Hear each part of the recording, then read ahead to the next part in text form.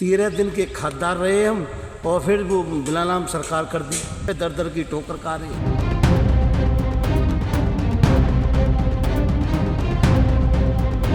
पिताजी टूट गए, हम टूट गए, हमारी माता जी बीमारी में शांत है गई। पटवारी, तहसीलदार वगैरह, एसडीएम वगैरह सब आते हैं कि ये ज़मीन को खाली करो, तुम्हारा क्या है यहाँ ठोरी। हमारे बच्चे अनाथों की तरह घूम रहे हैं। नमस्कार, देख रहे हैं न्यूज़ 21 और आप सभी के साथ मैं हूं ऋतिका पांडे। आज हम बात करेंगे एक बेहद भावुक गाथा के बारे में। देखिए, राजस्थान के भरतपुर जिले के उवार गांव की मिट्टी में जन्मे भारतीय सेना के वीर सैनिक हवलदार फूल सिंह की कहानी केवल एक सैनिक की कहानी नहीं है, बल्कि त्याग, संघर्ष, राष्ट्रभक्ति और व्यवस्था से लड़ते हुए परिवार की दर्दनाक दास्तां है। 13 मई 1960 को भारतीय सेना की प्रतिष्ठित द ग्रेनेडियर्स रेजिमेंट में भर्ती होकर हवलदार फूल सिंह ने देश सेवा का संकल्प लिया।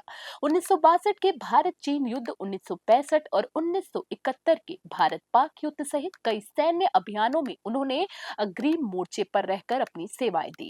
वीरता और समर्पण के लिए उन्हें समर सेवा स्टार, संग्राम मेडल, पूर्वी स्टार और कई सैन्य सम्मान प्राप्त हुए। लेकिन वर्ष 1971 का युद्ध उनके जीवन का सबसे भयानक अध्याय बन गया।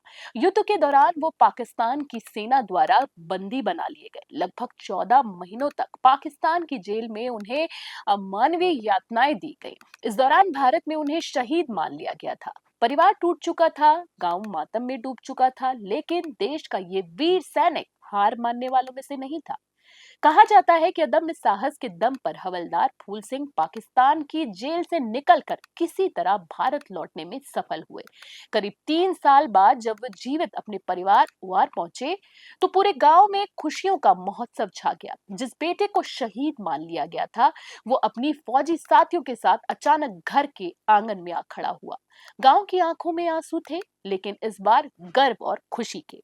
हालांकि पाकिस्तान की जेल में झेली गई यातनाओं ने उनके शरीर को पूरी तरीके से तोड़ दिया था। चिकित्सकों ने उन्हें सेना सेवा के लिए अनफिट घोषित कर दिया और 25 जुलाई 1974 को उन्हें सेना से सेवानिवृत्त कर दिया गया। हवलदार फूल सिंह मेजर होशियार सिंह दहिया के साथ सैन्य टुकड़ी में शामिल थे, जिसके विषय में अभी बॉर्डर 2 मूवी भी बन चुकी है।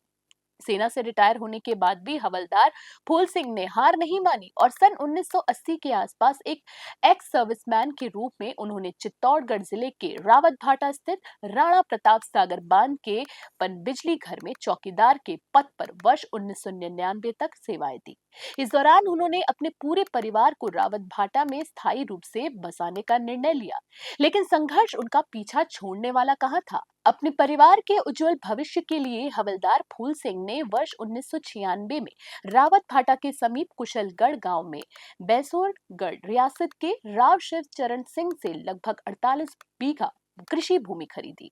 ये जमीन खरीदना उनके जीवन का सबसे बड़ा सपना था। इसके लिए उन्होंने अपनी पूरी जमा पूंजी भी लगा दी, यहाँ तक कि अपने पैतृक गांव उवार की संपत्ति तक बेच दी। देश सेवा में बिताए जीवन की हर बचत, हर पसीने की कमाई और हर संघर्ष को जोड़कर उन्होंने अपने 4 पुत्रों और 2 पुत्रियों और भरे पूरे परिवार के लिए एक नया आशियाना बसाया। लेकिन वर्ष 1999 के आसपास एक ऐसा झटका लगा जिसने इस वीर सैनिक के सपनों को हिला कर रख दिया। चित्तौड़गढ़ के तत्कालीन जिला कलेक्टर द्वारा जमीन पहले सीलिंग एक्ट और फिर चारागाह में परिवर्तित कर लगभग 35 सदस्यों के खुशहाल परिवार को नारकीय जीवन बना दिया गया। जबकि हवलदार फूल सिंह के द्वारा खरीदी गई संपत्ति के वो 15 खातेदार रहे। जमीन उनके नाम थी, तो फिर अचानक जमीन चारागाह में कैसे आई? ये सबसे बड़ा यक्ष प्रश्न है।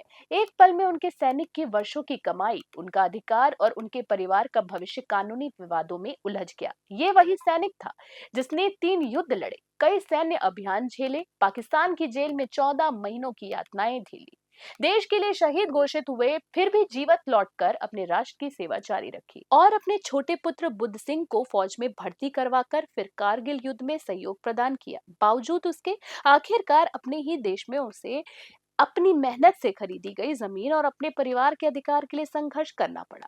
आज ये कहानी केवल हवलदार फूल सिंह की नहीं, बल्कि उन हजारों सैनिक परिवारों की पीड़ा को भी दर्शाती है जो सीमा पर देश की रक्षा तो करते हैं, लेकिन कई बार अपने ही अधिकारों के लिए व्यवस्था से लड़ते रह जाते। क्या वास्तव में देशभक्ति का अंत ऐसा होना चाहिए?